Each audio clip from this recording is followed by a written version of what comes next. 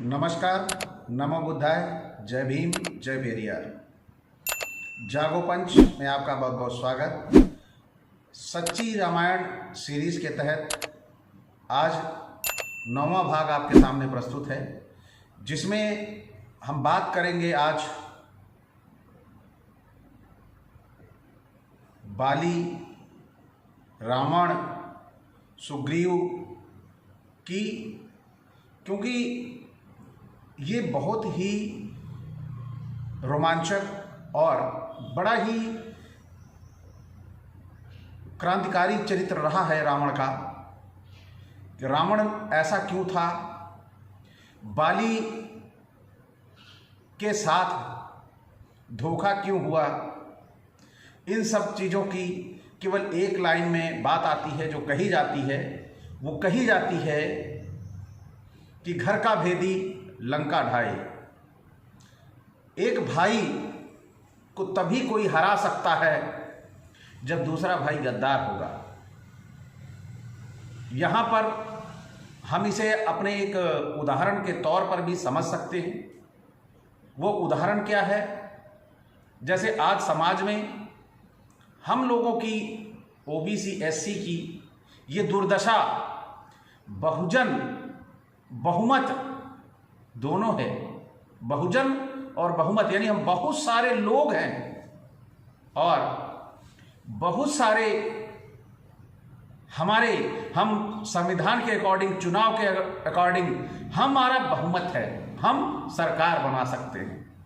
लेकिन आज ये जो प्रसंग आ रहा है, इस प्रसंग में सबसे बड़ी बात आ रही है निकल के कि घर का भेदी लंका ढाए। यानी हमारे जो अपने हैं, जैसे बाली के साथ जो धोखा हुआ या रावण के साथ जो धोखा हुआ, ये धोखे कैसे हुए? जबकि वाल्मीकि की रामायण का महानायक रावण था।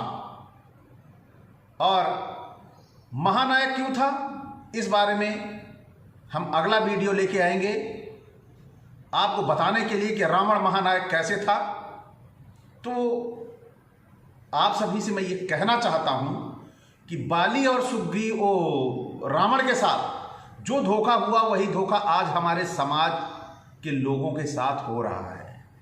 हमारे अपने इन हरामटे गैंग में जाके शामिल हो गए। हमारे जो अपने हैं वो हरामटे गैंग में शामिल हो गए हैं और वो हरामटा गैंग उनको यूज करके हम लोगों को गुमराह कर रहा है। हम लोग उनके खिलाफ हथियार नहीं उठा सकते, क्योंकि वो खड़ा कर देते हैं हमारे अपनों को हमारे सामने। तो हम लाचार, मजबूर, मायूस होकर राम हमको बाण मार देता है, राम हमको मार देता है। वैसे ही जैसे बाली था, बाली ने राम से सवाल किया था कि मेरा कोई दोष नहीं था तो मारा क्यों? तो राम वहां पे बहाना मारते हैं कि तुमने इसकी पत्नी को रख लिया था जबरन, इसलिए तुम्हें मारा। ये कोई सवाल नहीं होता। अगर वाल्मीकि की रामायण को देखा जाए तो यहां पर सुग्रीव की जो दशा थी वही लक्ष्मण की थी। भरत भी ईमानदार था लेकिन राम गद्दार था। तो यहां पर एक निर्दोष को बिना जाने उसे मार दिया। राम के पास कोई जवाब नहीं था, क्योंकि अपनी पत्नी ढूंढने के लिए उसे जो साथी मिल गया, वो साथी उसे महत्वपूर्ण लगा। सच्चाई की जानकारी नहीं की कि आखिर सच्चाई क्या है। तो आप सब समझ सकते हैं। तो इसी क्रम में आज जो ये वीडियो लेके आए हैं आपके सामने, सच्ची रामायण भाग 9, इसमें कैरेक्टर है बाली। अब चलते हैं, ज़्यादा समय न लेते हुए अब चलते हैं हम पुस्तक की ओर, बाली के चरित्र चित्रण की ओर। तो शुरू करते हैं। बाली किसी प्रकार भी मारने योग्य नहीं था। वह अपने भाई को नहीं मारना चाहता था। सुग्रीव ने अनावश्यक रूप से उसके साथ झगड़ा कर रखा था। बाली संभवतः निष्पाप था, इस कारण कोई दोष नहीं था। वह अपनी स्त्री से सुग्रीव को न मारने की प्रतिज्ञा करके युद्ध क्षेत्र में गया था। वह बहुत धैर्यवान तथा शक्तिशाली था। वह सच्चा, खरा व त्यागी था। ये वाल्मीकि ने कहा है। तो आगे चलते हैं। कोई भी मनुष्य, यहाँ तक कि अकेला राम भी उसके साथ आमने सामने युद्ध करने में असमर्थ था। वह बहुत से महान व्यक्तियों का प्रिय मित्र था। उसे राम को सच्चा पुरुष समझने में भ्रम हो गया था। बाली की मृत्यु पर सुग्रीव ने उसके गुणों की प्रशंसा की थी और कहा था कि मैं अपने ऐसे भाई को खोकर जीवित नहीं रहना चाहता। अब मैं चिंता में जलकर भस्म हो जाऊंगा। बाली जैसे योग्य पुरुष को मार डालने का कार्य धर्म संगत बताने के लिए राम ने कहा था कि पशुओं को मार डालने में धर्म का विचार नहीं करना चाहिए। क्या वह पशु था? अब यहां पर राम के चरित्र पर संदेह क्यों ना हो, और अगर आपको संदेह नहीं होता है, उन्होंने बाली को पशु कहा। बाली यदि पशु था, वो बानर था, तो निश्चित तौर पर बानर कभी बोलते नहीं हैं। आज तक कोई बानर बोलता मिला नहीं। तो ये आदिवासी लोग हो सकते हैं। उन आदिवासी लोगों को इन्होंने पशु की संज्ञा दी। यह एक बहुत ही निष्कृष्ट कार्य है। इस निष्कृष्ट कार्य के लिए राम को पुरुषोत्तम, मर्यादा पुरुषोत्तम कहना बहुत ही शर्मनाक है। तो अब आगे बढ़ते हैं। अगला जो चरित्र है वो चरित्र है सुग्रीव का, यानी घर का भेदी लंका ढाए। जो आज की महत्वपूर्ण टैगलाइन होगी वो यही होगी, घर का भेदी लंका ढाए। तो ये घर का भेदी कौन? घर का भेदी सुग्रीव। और घर का भेदी आज वास्तविक में कौन? तो आप देख सकते हैं, नाम स्वतंत्र केशव, संजय निषाद। तो आगे चलते हैं। कहीं वो लोग इस बात को बुरा न मान लें, क्योंकि इन लोगों की भावनाएं भी बड़े पानी के बुलबुले के समान होती हैं। सच्चाई से लड़ नहीं सकते, तो भावनाएं आहत करके उस कानून की शरण में जाते हैं जिस कानून को हमारे महापुरुषों ने ही दिया था। तो आगे चलते हैं सुग्रीव के बारे में। उसने अपने भाई को धोखा दिया था, यानी गद्दार। यह केवल अपने भाई को मार डालने हेतु राम का दास बना। अतः अंगद में आत्मसम्मान की भावना नहीं थी। उसने राम से मित्रता की, जिसने उसे पिता को मार डाला। भले ही राम भगवान था, लेकिन यदि मेरे पिता को या हमारे पिता के ऊपर कभी सम्मान की बात आएगी, तो निश्चित तौर पर अगर मैं अंगद होता तो राम के टुकड़े टुकड़े कर डालता, भले ही उसके बदले में मैं वीर गति को प्राप्त होता। तो यहां पे अंगद भी जो दिखाया गया है उसका भी आत्मसम्मान मरा हुआ है। आगे चलते हैं। वह अपने चाचा सुग्रीव के प्रति शुभेच्छु न था और न उससे प्रेम करता था। अपने आप का ज्ञान न रखने वाले दास के तुल्य उसने व्यवहार किया था। एक तरह से बिना लड़े अपने आप को आत्मसमर्पण कर देना, ये तो बुज़दिली और कायरता है। जिंदा रहने के लिए यदि आपके ऊपर जिम्मेदारी है किसी राज्य की, कि उस राज्य के लोगों की रक्षा करनी है, उस राज्य के लोगों को बचाना है, तो वहां आत्मसमर्पण सबसे घृणित कार्य है। तो आइए आगे चलते हैं। जो सबसे गद्दार, सबसे नीच कैरेक्टर है, वो आप सभी के सामने आ गया है। इसे लोग कहते हैं घर का भेदी लंका ढाए, यानी कहावत तक बन गई। ये ईमानदार था राम के प्रति। ये राम के प्रति ईमानदार होने के बावजूद भी इसे सामाजिक सम्मान न मिल पाया। राम को तो सम्मान दिला दिया तुलसी ने, लेकिन विभीषण को आज कोई अपने भाई का नाम विभीषण रखने का तैयार नहीं। आखिर क्यों? कहीं ना कहीं रावण में सच्चाई थी, कहीं ना कहीं रावण ज्ञानी और पुरोधा था। इसलिए ये कहावत बनी, घर का भेदी लंका ढाए। आज घर का भेदी लंका कैसे ढा रहा है, ये चरित्र चित्रण आपके सामने प्रस्तुत है। अपने भाई की, रावण की मृत्यु का कारण बनकर लंका का राजा स्वयं बन जाने के लालच से प्रभावित होकर उसने अपने पारिवारिक शत्रु राम को आत्मसमर्पण कर दिया था।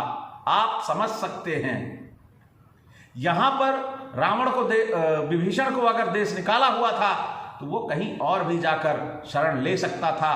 भाई से बदला लेने के लिए वह राम की गोद में जाके बैठा।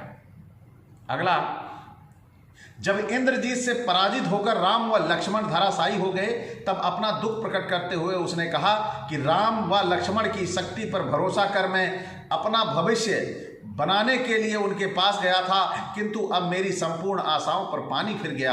राज्य खो दिया, दूसरे में आपत्ति में फंस गया। मेरे शत्रु रावण की प्रतिज्ञा पूरी हो जाने के कारण प्रसन्न है। इस प्रकार उसने लंका का राजा बनने के लालच की इच्छा स्पष्ट प्रकट की। युद्धकांड 49वां अध्याय।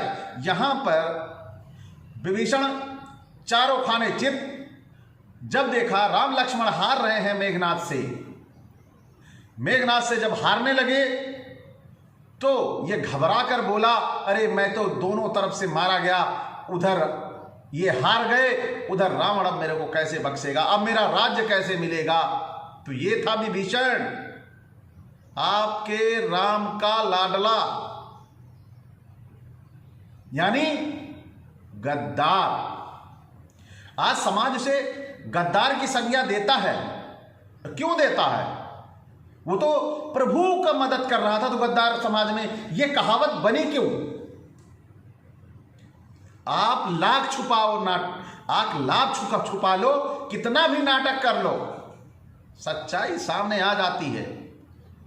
किताबों में बदल सकते हो, लेकिन ये कहावतें, लोकोक्तियां निश्चित तौर पर कहीं ना कहीं वो बयां करती हैं सच्चाई, जो आज सच्चाई आपके सामने है। घर का भेदी लंका ढाए। तो घर का भेदी लंका कैसे ढा रहा है आप देख रहे हैं, जो मैं पढ़ रहा हूं आप सुन रहे हैं। आगे चलते हैं। हनुमान, सुग्रीव तथा अन्य जनों ने राम से उक्त संकेत किया था। राम ने भी, जो इस बात को जानता था, कहा था मुझे ऐसे ही नीच मनुष्य की आवश्यकता है। यह युद्धकांड 17 अध्याय देखिए, गाली दे दे के साथ रखा जा रहा है। रावण के जीवित रहते ही राम ने उसे राजा बना दिया था और उसने उसे प्रसन्नता पूर्वक स्वीकार कर लिया था। विभीषण ने स्वतंत्रता पूर्वक स्वीकार कर लिया। राजा कौन था? रावण। वो राजा है और यहां उसे राजा बना के, यानी भावनाओं में बहा के, उद्वेलित करके उसकी भावनाएं उसके भाई के खिलाफ इस्तेमाल कर लिया। ये कितनी बड़ी शातिरता है। अपने साथ जो अपने भाई का ना हो सका, अपने भाई के बारे में बुरा सोच रहा है, तो वो दूसरे के भाई को कैसे अच्छा सोच लेगा। ये वाल्मीकि की रामायण स्पष्ट रूप से बताती है। तो आज के बाद हम ये नहीं कह सकते कि हमें भाई चाहिए राम जैसा। जो लोग कहते हैं कि जोड़ी हो राम लक्ष्मण जैसी, हां, जो कुकर्मों में हर तरह से आपका साथ दे, वैसी जोड़ी बननी चाहिए। क्या ये सच है या ऐसा होना चाहिए? आप लोग कमेंट में जवाब दीजिए। आगे चलते हैं। रावण के जीवित रहते, हाँ ये पॉइंट हो चुका है। इसके परिणाम स्वरूप उसने राम को बहुत से गुप्त भेद बताए। अब आप समझिए, ऐसी भाषा प्रयोग करने के बाद भी विभीषण वहां डटा रहा, तो विभीषण के अंदर राजा बनने की लिप्सा कितनी, उत्कंठा कितनी तेज थी। वह जलील होकर भी वहां डटा रहा, क्योंकि वो निश्चित तौर पर घर का भेदी लंका ढाए वाला गद्दार हकीकत में है।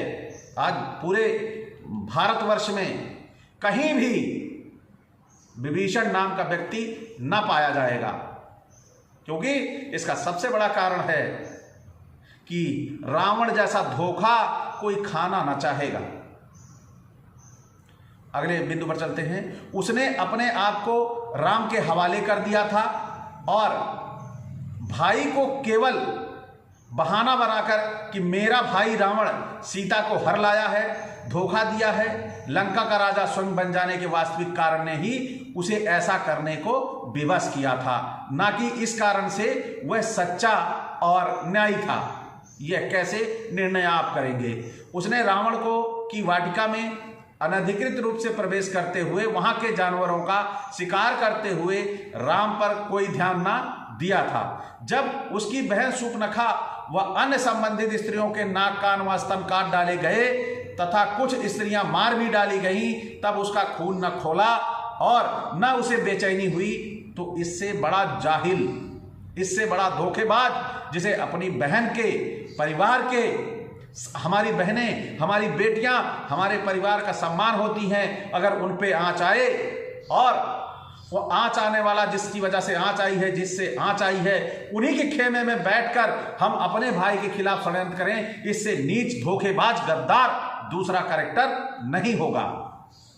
तो अब आगे चलते हैं।